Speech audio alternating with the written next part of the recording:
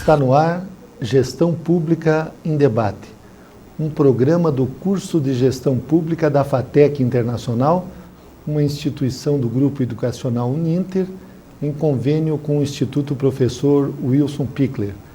Este programa também é transmitido pela TV Comunitária de Curitiba, canal 5 da NET, 72 da TVA. E ele serve como complemento na formação dos nossos alunos do curso de Gestão Pública em todo o território nacional.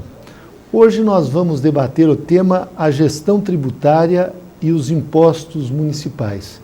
E o nosso primeiro convidado deste programa é o Dr. Aristides Eduardo da Veiga. Ele é advogado com pós-graduação em Direito Tributário e também tem especialização em Direito Público, é auditor fiscal da Prefeitura de Curitiba, já foi chefe da divisão e assessor do Departamento de Rendas Imobiliárias, o IPTU, também foi chefe da divisão do Departamento de Rendas Mobiliárias, o ISS, chefe da divisão do Departamento de Cadastro Técnico e diretor do Departamento de Cadastro Técnico. Também o Dr. Veiga já foi superintendente da Secretaria Municipal de Finanças e assessor do prefeito, consultor tributário e responsável pela supervisão tributária da Prefeitura de Curitiba.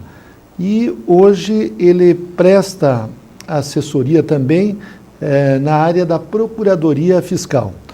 Dr. Veiga, é um prazer muito grande tê-lo aqui em Gestão Pública em Debate. Quando nós vamos debater a gestão tributária e os impostos, os tributos municipais. Vamos começar por um imposto que hoje, em cidades como Curitiba, que tem muitos prestadores de serviço, já é a maior fonte de arrecadação, que é o ISS, o Imposto sobre Serviço. Eu gostaria que o senhor nos explicasse o que é o ISS.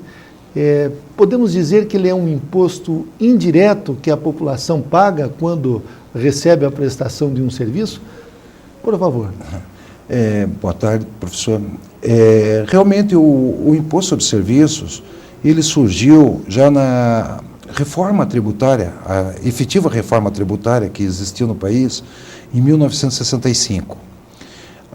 Naquela reforma tributária, o município foi contemplado, então, com esse imposto sobre serviços, o Estado com o imposto sobre circulação de mercadorias e a União com o imposto sobre produtos industrializados.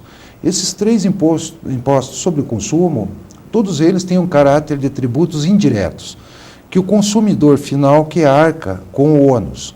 Então, por exemplo, no caso de uma prestação de serviço em que a pessoa leva o carro na oficina mecânica, no preço final do serviço já está embutido o imposto.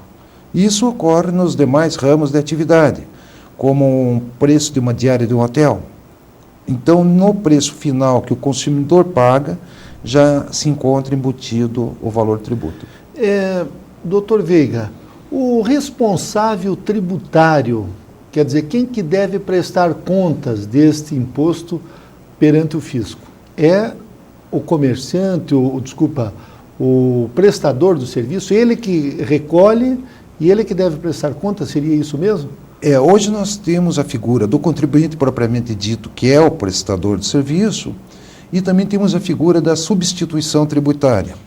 A substituição tributária veio em decorrência da Lei Complementar 116, que ela alterou a estrutura do ISS, que antigamente o ISS ele era devido no local do estabelecimento prestador, com exceção do serviço de construção civil, que era devido no local da prestação. Aliás, eu gostaria até que o senhor explicasse isso. Então, por exemplo, uma empresa que tinha o seu estabelecimento sede, vamos pegar um exemplo aqui da região metropolitana de Curitiba, em São José dos Pinhais, mas o serviço era prestado aqui em Curitiba, o tributo era recolhido lá para a Prefeitura de São José? Exatamente.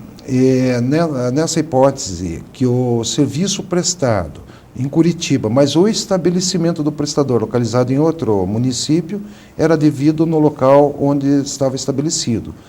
A Lei 116, em função da jurisprudência dominante no Superior Tribunal de Justiça, que está entendendo que o serviço é devido onde ocorre o fato gerador e não no local do estabelecimento, ela procurou mudar alguns tipos de serviço cuja efetividade realmente se materializa no local. Então, ela, além da construção civil, ela estendeu nessa situação, por exemplo, serviço de vigilância, de limpeza e conservação, de shows, que a presença física do prestador está no local. E então ela ampliou bastante o leque dos serviços atualmente que são devidos no local da prestação e não mais no estabelecimento prestador. Para que fosse possível, efetivamente, os municípios arrecadarem os tributos desses prestadores, a Lei 116 também, ela possibilitou a instituição da substituição tributária. Isso. Gostaria que o senhor explicasse, inclusive, o que é a substituição tributária. Isso. Então, na substituição tributária, a lei nomeia como efetivo contribuinte, aquele que tem que recolher o imposto, o tomador do serviço, aquele que contrata o serviço. Por exemplo, eu vou construir uma casa, e daí o pedreiro mora lá em Piraquara, outro município aqui da região metropolitana.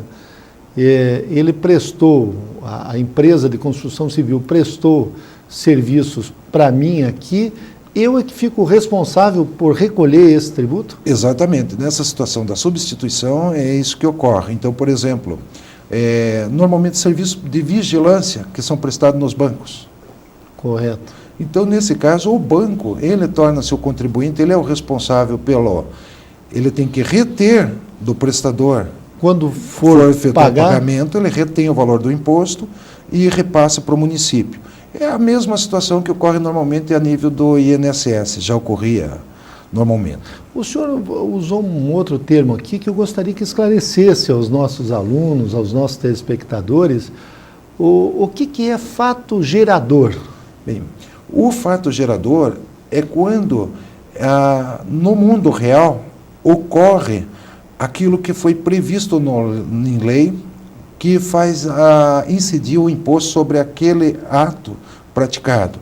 Então, por exemplo, o imposto sobre a renda. Então, a hipótese de incidência, o que está descrito na lei, é auferir renda. Então, no momento que o cidadão efetivamente recebe alguma importância que se caracterize como renda, ele automaticamente é contribuinte do imposto sobre a renda. No caso da prestação de serviço, então a lei, a hipótese de incidência, vamos dizer assim, o que está sujeito à incidência do imposto, é justamente a prestação de serviço que a lei descreve.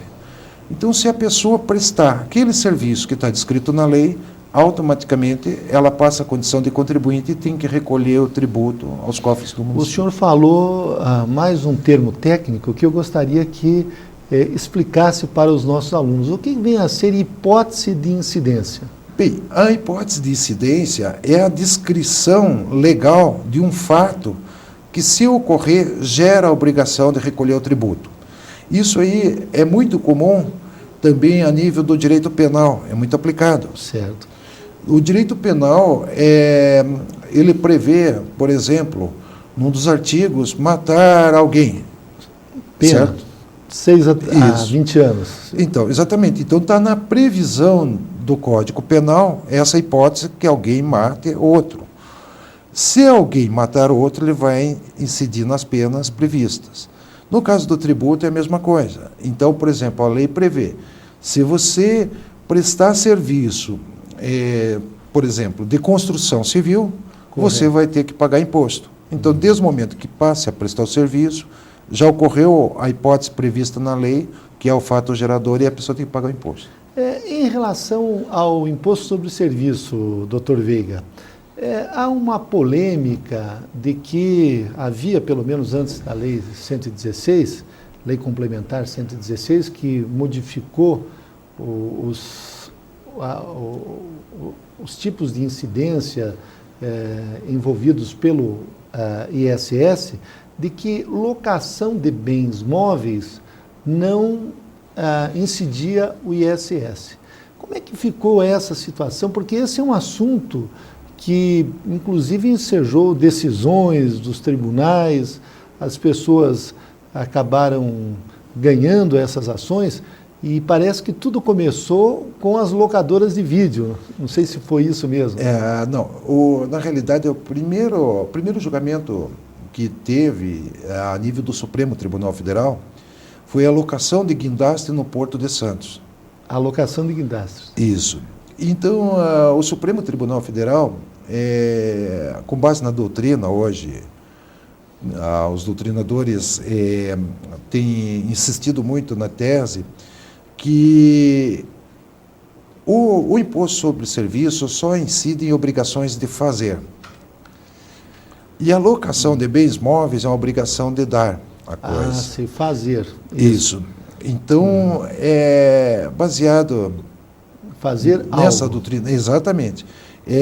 Fazer significa, vamos dizer assim, um exercício intelectual ou braçal para fazer alguma coisa. E ao passo que a obrigação de dar é entregar o bem para alguém. Um objeto. Isso. Um bem. Então, na questão da locação dos bens móveis, por exemplo, na locação de automóvel, por exemplo, ou na locação de fita de vídeo, como foi colocado o CD hoje. Sim, exato. Nessa hipótese, o que acontece?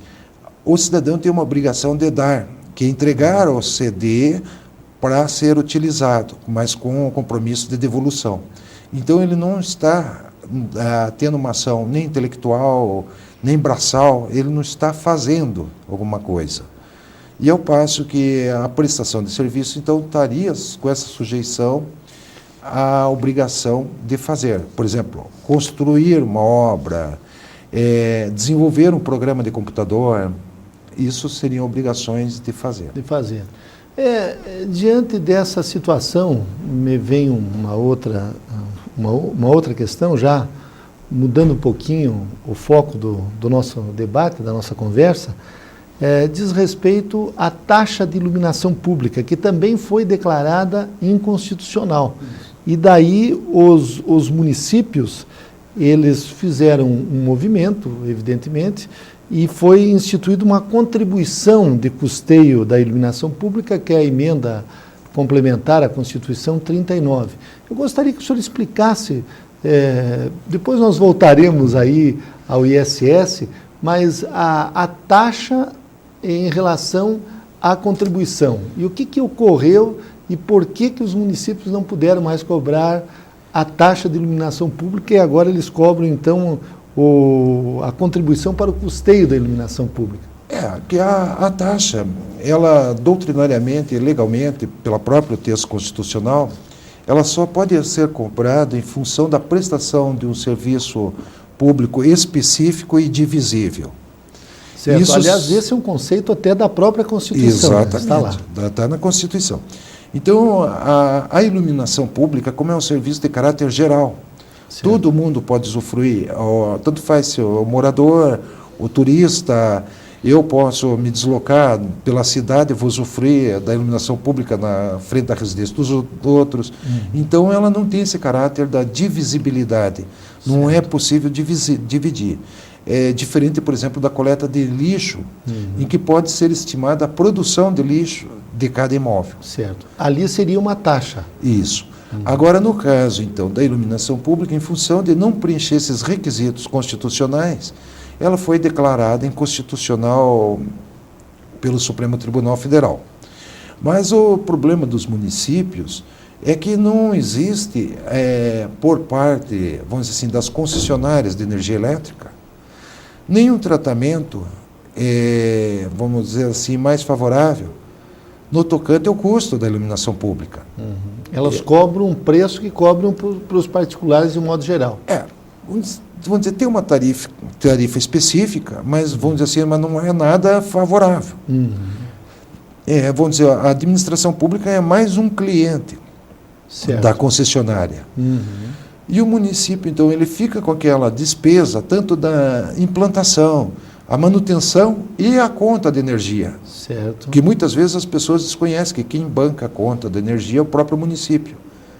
Elas pensam assim que a concessionária fornece a energia e a prefeitura meramente estende as redes, mas não funciona assim. Então é uma conta que realmente onera muito o tesouro e teria que haver uma fonte de receita para cobrir essa despesa. Então os municípios se movimentaram e conseguiram, através da emenda constitucional, eles conseguiram então a transformação desse tributo em contribuição. Contribuição. A contribuição, vamos dizer assim, a pessoa tem que estar indiretamente ligada ao serviço, mas não tem o caráter da especificidade nem divisibilidade. Correto. Por exemplo, todos nós pagamos a CPMF, que está Que é uma discussão. contribuição. É uma contribuição e destinada à saúde. Correto. Mas não necessariamente nós utilizamos a saúde pública. Correto. Mas todos somos obrigados a contribuir. Então, a diferença básica é isso. Vamos dizer, todo mundo tem o direito de usar, mas não necessariamente precisa usar. Então, e essas pessoas que pagaram, digamos, durante muitos anos, foi declarada inconstitucional a taxa de iluminação pública, elas teriam quanto tempo para entrar na justiça, ou seja, reaver aqueles valores que, em termos técnicos, é chamado de indébito tributário? Qual seria o período que elas poderiam reclamar esse direito e receber de volta esses valores? Esse período que normalmente se chama de decadência do direito, certo. Isso aí extingue-se em 5 anos. No caso específico de Curitiba já se extinguiu, porque nós, desde 2000, a taxa não é mais cobrada. E mesmo nos casos que eram cobradas, os valores cobrados eram muito pequenos. Então hoje, por exemplo, para ter uma noção, aqui em Curitiba a contribuição sobre a iluminação pública, o teto dela é R$6. Por mês? Por mês, mas isso é o teto. 60 por ano. Isso é o teto. Agora, ela não pode ser superior a 5% do consumo da energia. Certo. Com isso aí, há uma redução para aquelas famílias de baixa renda, que então pagam limitado a esses 5% da fatura. Correto. Então, foi feita uma espécie de justiça fiscal e social para as pessoas que têm um menor consumo. Nós estamos entrevistando o Dr. Veiga, que já foi superintendente da Secretaria de Finanças do município de Curitiba, e o tema do debate de hoje é a gestão tributária e os impostos municipais. O senhor falou de contribuição.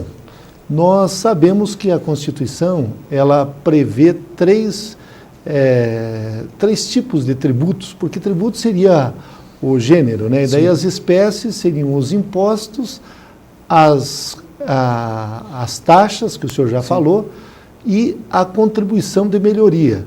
Mas eu gostaria que o senhor explicasse o que é a contribuição e a contribuição de melhoria especificamente. Bem, as contribuições, na realidade, elas foram criadas por uma finalidade específica do governo. Então, seriam tributos já vinculados a uma despesa. Correto. Então, assim como ocorreu com a CPMF. Quando ela foi criada, era exatamente para cobrir as despesas com a saúde. Né? Que o ministro Jatene disse, jurou de pé junto, que o dinheiro todo ia ser destinado à saúde. No decorrer dos anos, isso todo mundo sabe que foi desvirtuado.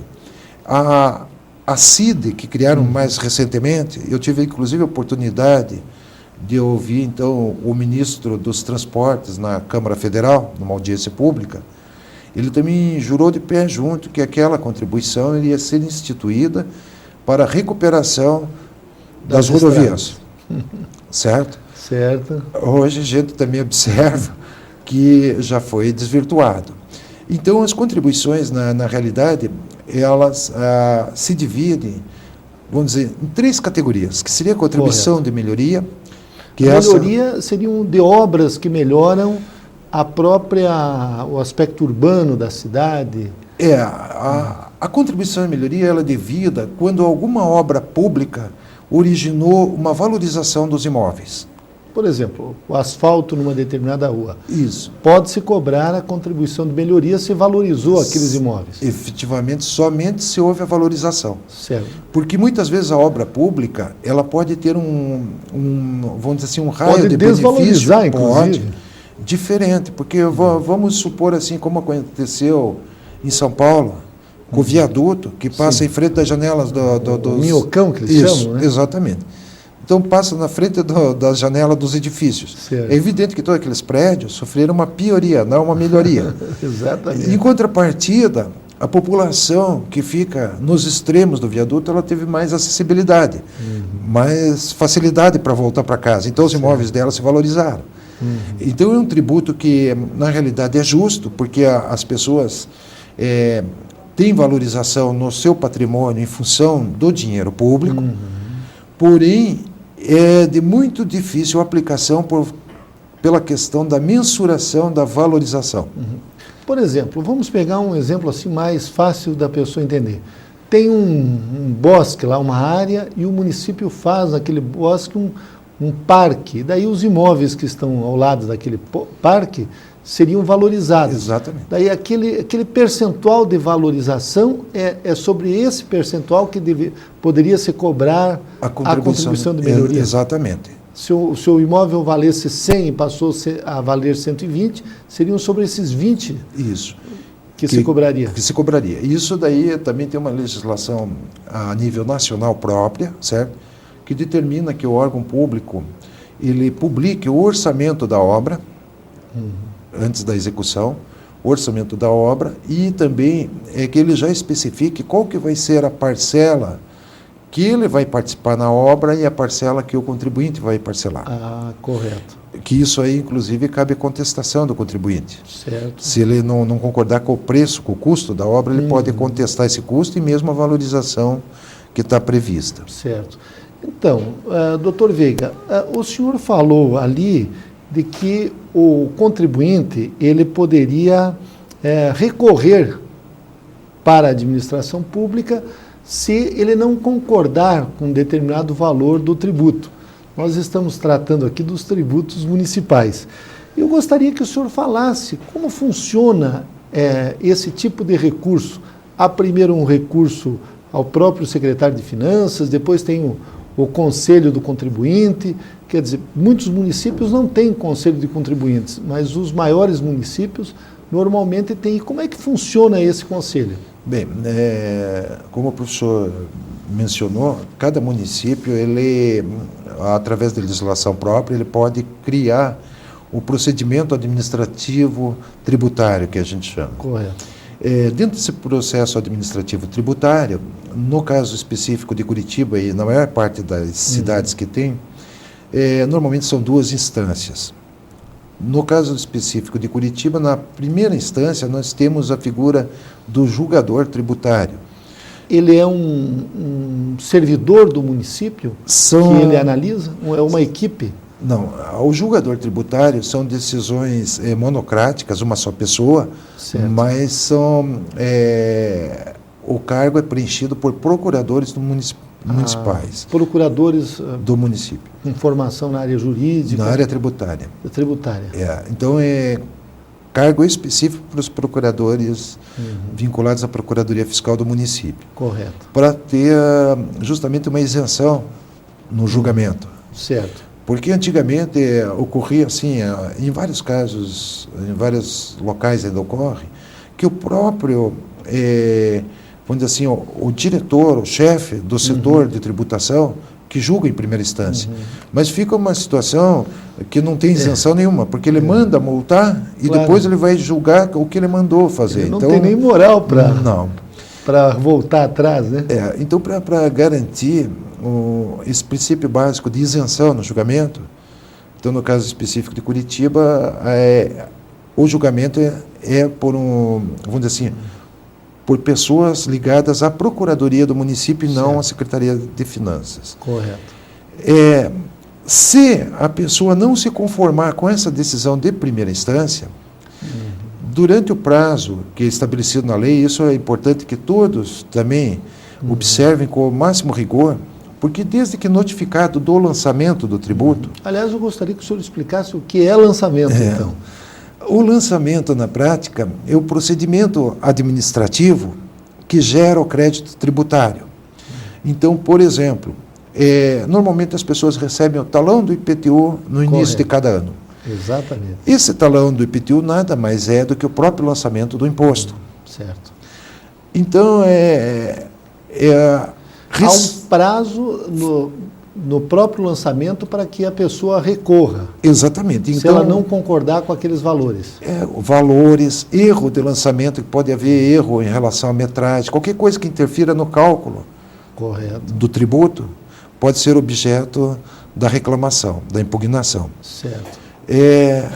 E mesmo também se o tributo não foi efetuado o lançamento de acordo com o que está prescrito na legislação. Porque às vezes pode ocorrer alguma inovação sem estar previsto na lei, esse lançamento é nulo. E as pessoas então têm que ficar atentas a esse prazo da notificação para impugnar, certo? Impugna aquele valor, o valor do lançamento. Exatamente. Então, no caso de Curitiba... A impugnação significa não concordância com aquele valor. Exatamente. Né? E outra coisa que deve ser frisado também, que na esfera administrativa não há necessidade de advogado. Ótimo. O próprio contribuinte, ou mesmo um contador, ou alguém que ele delegue, pode perfeitamente impugnar o lançamento. Não há a exigência. E aí, depois, vamos supor que aquele consultor tributário que decide monocraticamente, ele decide contra o contribuinte e a favor da administração. Como é que se faz para recorrer ao Conselho de Contribuintes? E quem faz parte deste Conselho de Contribuintes? Da mesma forma que no julgamento em primeira instância para o julgador tributário, para a segunda instância também tem que se observar o prazo previsto na legislação. É feita essa impugnação e o julgamento ele vai ser realizado por um colegiado, que no caso do Curitiba é um colegiado misto.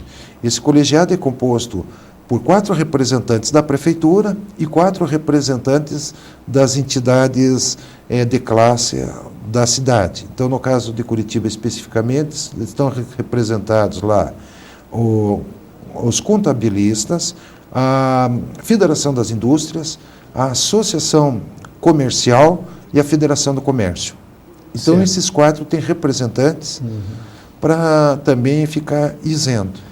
Isso tudo é na esfera administrativa. Exato. Esgotada essa esfera, daí o único caminho é o judicial, se a pessoa ficou insatisfeita ainda com essa decisão. Exato. A esfera administrativa também é uma opção. A pessoa, de imediato, ela já pode ingressar direto na esfera judicial. Só que se ela optar pela via judicial, o recurso administrativo não será julgado. Correto. Porque a justiça vai prevalecer sobre uma decisão administrativa. Então, professor Veiga, eu gostaria que o senhor nos falasse também a respeito do Supersimples. O Supersimples foi esse tributo federal que, quer dizer, essa simplificação dos tributos federais, estaduais e municipais, e que agora incidiu sobre alguns tributos municipais, principalmente o ISS, algumas categorias de prestadores de serviço. Como é que está sendo a implantação desse sistema no âmbito dos municípios e especificamente aqui de Curitiba? Bem, a questão do Simples, o tratamento diferenciado e favorecido para a microempresa, ele já estava previsto na Constituição de 1988. Curitiba, desde 1984, foi a segunda cidade do país a implantar um sistema diferenciado e favorecido para a microempresa, no tocante ao imposto sobre serviço e taxas. Então, nós fomos pioneiros no tratamento para as microempresas. A partir de 88, em 95, o governo federal editou a lei do Simples Federal. Nessa lei do Simples Federal, para beneficiar as micro e pequenas empresas, os municípios e estados ingressavam por opção. Não era facultativo o ingresso do município e do estado no sistema. Como a dificuldade de controle na centralização dos recursos por parte da União, muitos municípios e muitos estados não quiseram aderir, na época, a esse sistema. Como, então, vamos dizer, não vingou um sistema mais favorecido a nível nacional, foi feita a emenda constitucional 42, modificando a Constituição e determinando que uma lei iria, vamos dizer assim, em caráter de unicidade de tratamento a nível de país para as pequenas e microempresas. Quer dizer, não tem mais uma lei estadual, municipal e Não. federal. Engloba a cobrança todo numa mesma, como é que se diz assim, uma mesma guia de recolhimento? Exatamente. Então, isso aí foi inserido o artigo 94 no ato das disposições constitucionais transitórias, dizendo que a partir da vigência da lei a nível nacional, dando um tratamento diferenciado para micro e pequena empresa, automaticamente todas as outras perdiam o efeito. Então foi o que ocorreu. Certo. Então a lei municipal ela teve vigência. E o prazo para que as empresas optem pelos super simples, ele foi prorrogado, parece que até o final de outubro agora? Isto daí ocorreu a nível da Receita Federal. Não que o prazo para inscrição tenha sido prorrogado. O que foi prorrogado, na realidade, foi o prazo de regularização dos débitos perante a Receita Federal. Ah, sim. Ficou até quando, então, esse prazo? Ficou até dia 31 de outubro. 31 de outubro. Porque, na realidade, a lei foi aprovada em dezembro de 2006, a Lei Complementar 123, que instituiu o Estatuto da Microempresa. E, em dezembro, como era para ter sido aprovada antes, ela previa, então, que os contribuintes que tivessem dívidas decorrentes de fato gerador ocorrido até maio de 2006, certo? O que eles tivessem devendo até maio de 2006, eles seriam contemplados com um parcelamento, cuja parcela mínima era de R$100, com taxa de juros Selic, e prazo máximo de 120 meses. Correto. Então, como ficou esse espaço de tempo, ficou essa lacuna, o Congresso Nacional daí aprovou recentemente outra lei complementar, certo? Alterando. E a Receita Federal, ela prorrogou, então, para efeito de parcelamento até 31 de outubro, para as pessoas terem condições de poderem entrar no Super Simples. Isso. Aderirem ao Super Simples. Isso. A nível de Curitiba, nós fizemos da seguinte forma: como o volume de empresas que já estavam no Simples Federal migraram para nós, foi de 88 mil empresas. Que migraram para... Direto, sim. Que já estavam no Simples Federal, e elas tinham a opção de migrar direto. Mas teriam que estar de acordo com regularizadas a nível de débito e de cadastro. Dessas 88 mil que migraram, mais de 50 mil tinham problemas inerentes a cadastro ou débito.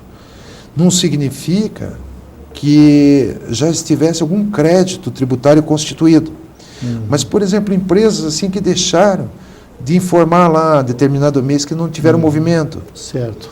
Ou outras empresas, por exemplo, que não tinham prestação de serviço, elas estão cadastradas como prestadores, mas nunca tiveram prestação de serviço.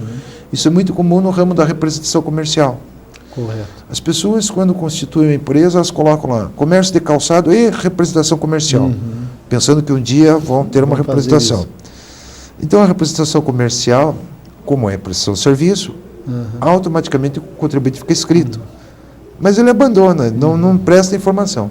Então, no Simples, nós tivemos muito problema de correção desses problemas.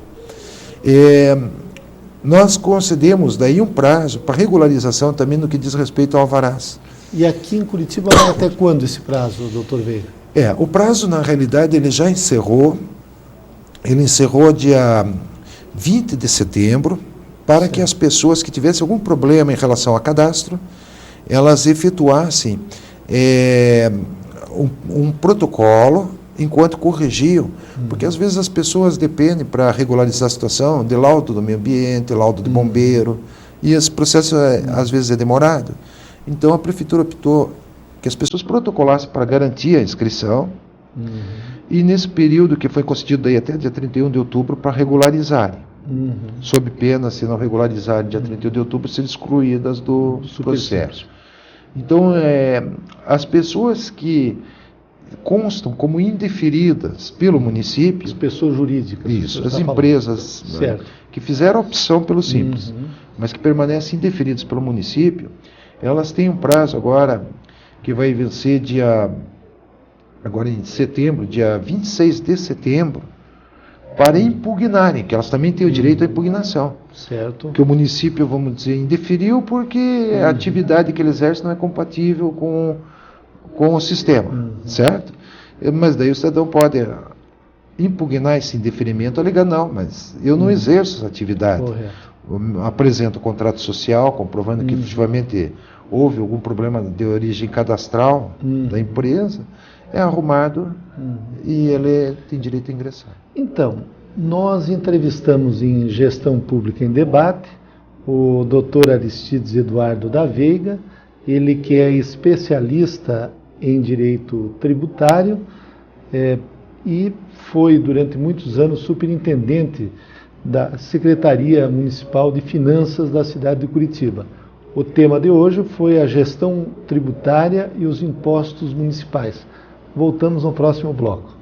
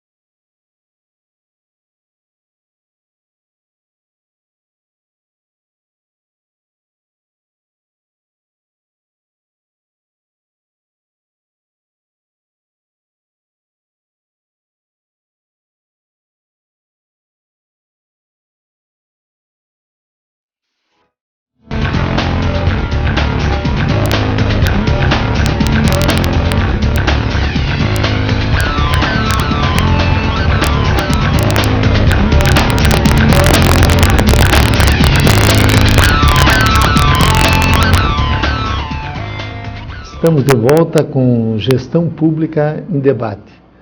Este programa ele serve de complemento na formação dos nossos alunos de gestão pública em todo o território nacional. É um programa do curso de Gestão Pública da FATEC Internacional, uma instituição do Grupo Educacional Uninter, em convênio com o Instituto Professor Wilson Pickler. E hoje nós estamos debatendo a gestão tributária e os impostos municipais. E o segundo entrevistado do dia de hoje é o professor Celso Bonfim. Ele é funcionário público municipal aqui de Curitiba há quase 30 anos e atualmente trabalha na Secretaria Municipal de Finanças, no Departamento de Rendas Imobiliárias, no plantão técnico do IPTU. Ele é graduado em Gestão Tributária pelas faculdades OPET, ele é pós-graduado e tem MBA em Gestão Pública, ele também tem pós-graduação em Administração Tributária, tem cursos de extensão universitária na área da metodologia da educação e do ensino superior, participou de diversos seminários, cursos, simpósios e é um especialista em IPTU. Professor Bonfim, eu gostaria que o senhor nos falasse sobre esse tributo, esse imposto municipal, que é o imposto sobre o IPTU, que incide sobre os imóveis.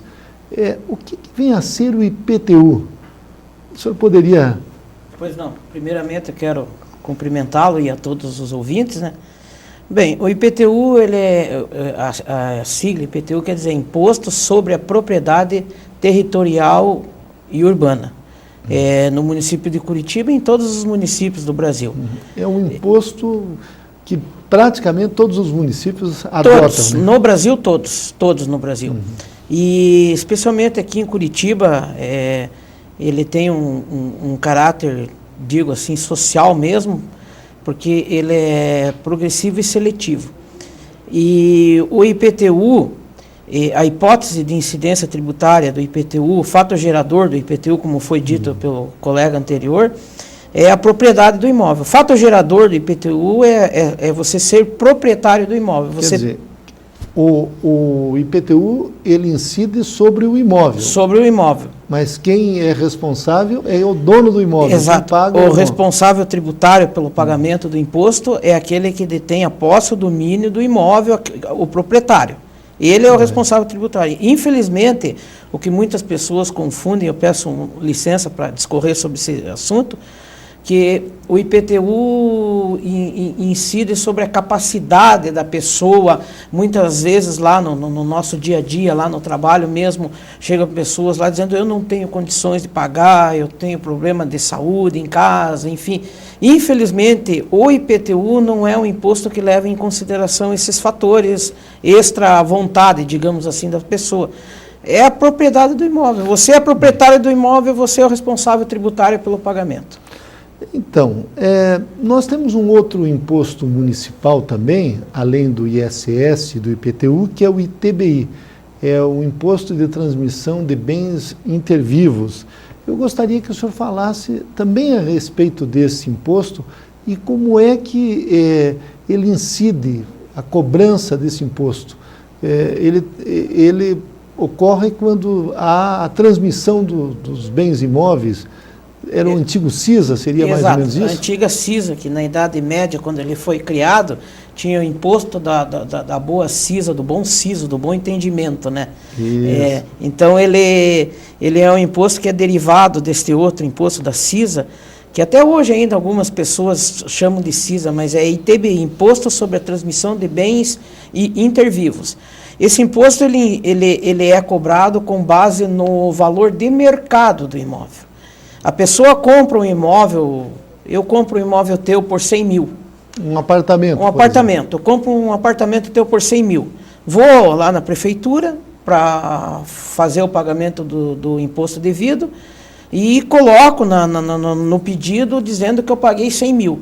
Entretanto, se no mercado esse imóvel vale 150 mil, 200 mil e você, por um negócio de ocasião, conseguiu pagar 100 mil num imóvel que vale 200, o tributo será cobrado sobre 200. E a alíquota aqui em Curitiba é quanto por cento? É 2,4%. Do valor do valor de mercado. De mercado. Não do valor do ato negocial entre as partes. Então, na hipótese aí do imóvel de 200 mil, seriam 4.400 reais. Exato. E o contribuinte pode parcelar esse valor? Ele tem que recolher tudo à vista aqui em Curitiba? Pode. Ele pode parcelar até em 6 vezes.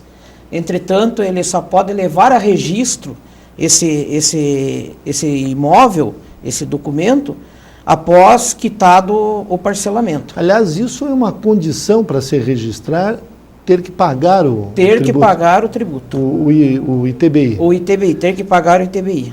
E em relação ao IPTU, por exemplo, nós sabemos que Curitiba praticamente não temos mais áreas rurais, embora tenham pessoas que ainda possuem chácaras na periferia. Nesses casos, se cobra também o IPTU ou se cobra o ITR, que é um imposto federal, imposto territorial rural?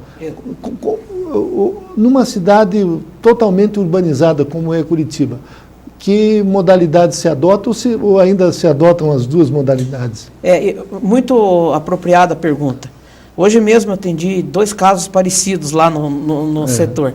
O que acontece é o seguinte: hoje em dia aqui em Curitiba, por ser uma área eminentemente urbana, né, segundo critérios de organismos internacionais, até dentro do próprio Brasil, critérios aceitos pelo Brasil, não existe mais área urbana hoje em dia em Curitiba. Não existe mais área rural hoje em dia em Curitiba.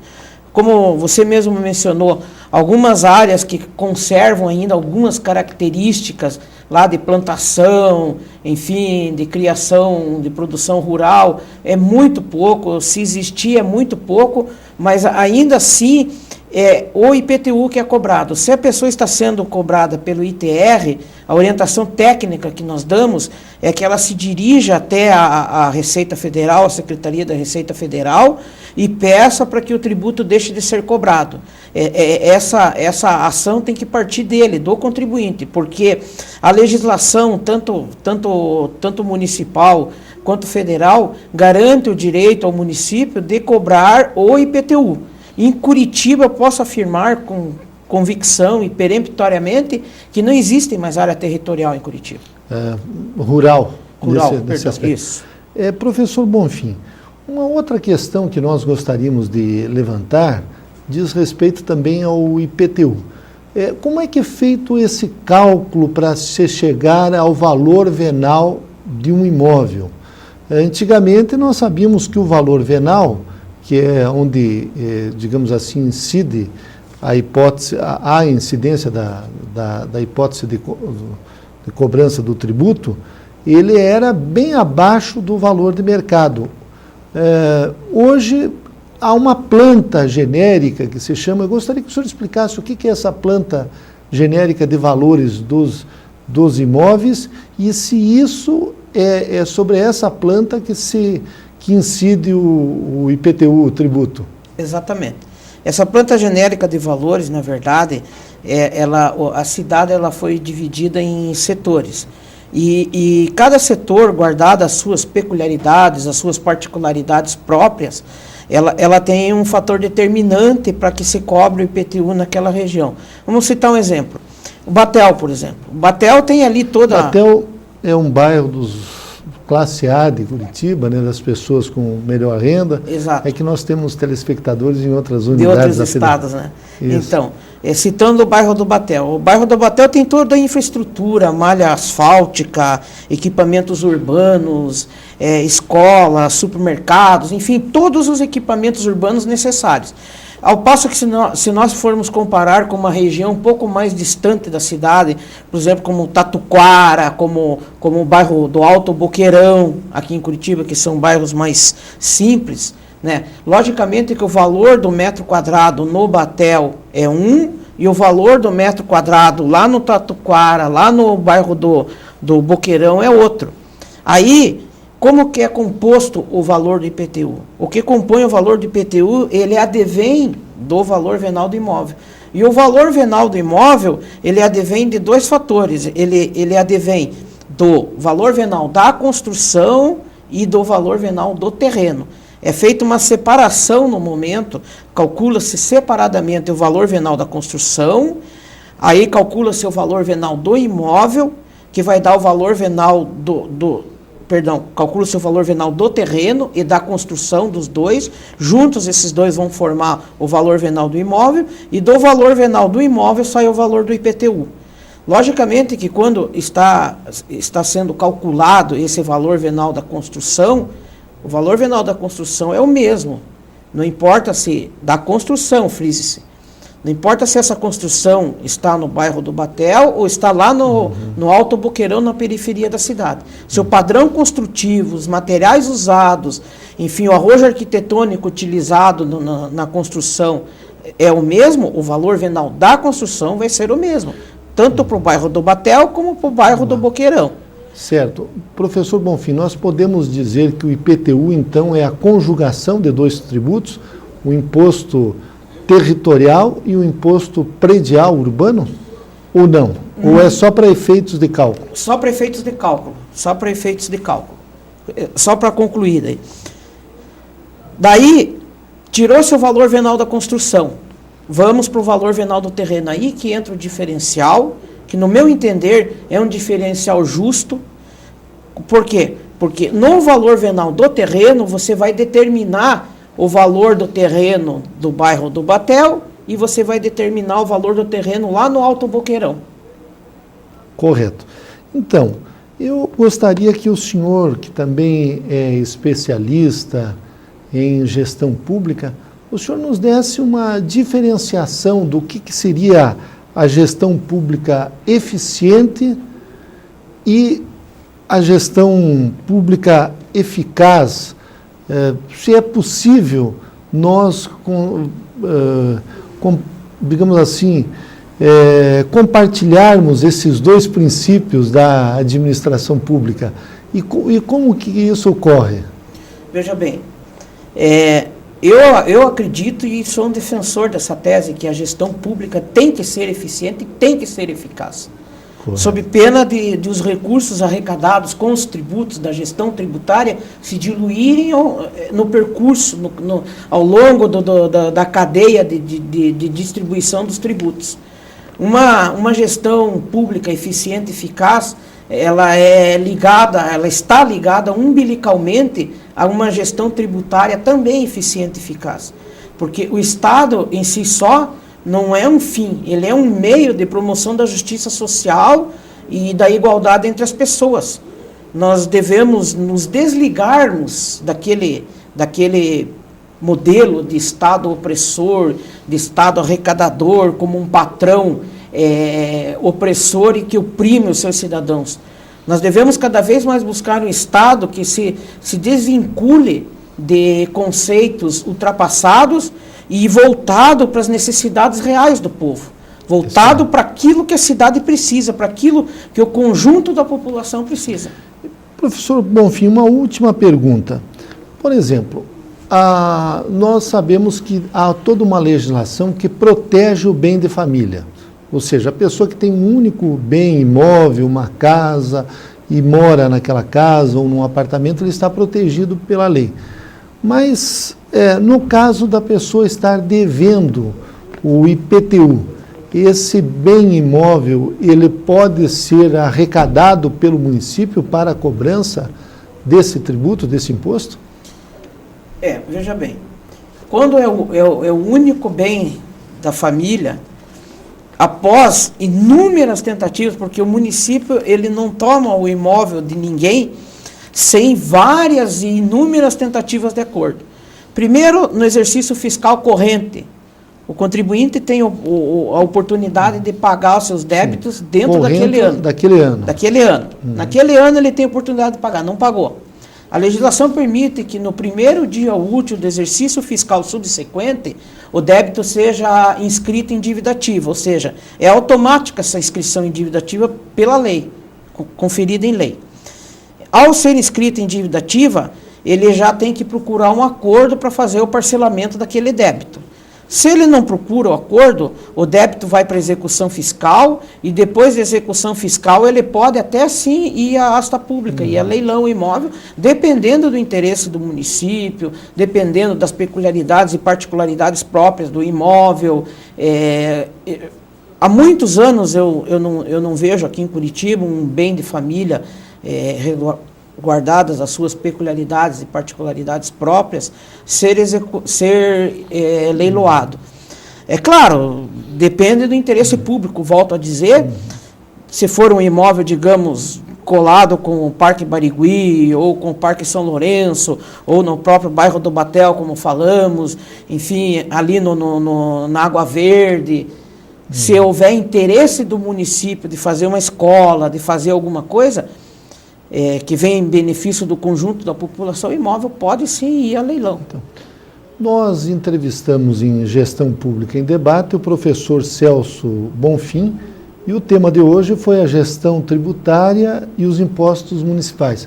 Muito obrigado pela sua presença aqui em Gestão Pública em Debate. Obrigado.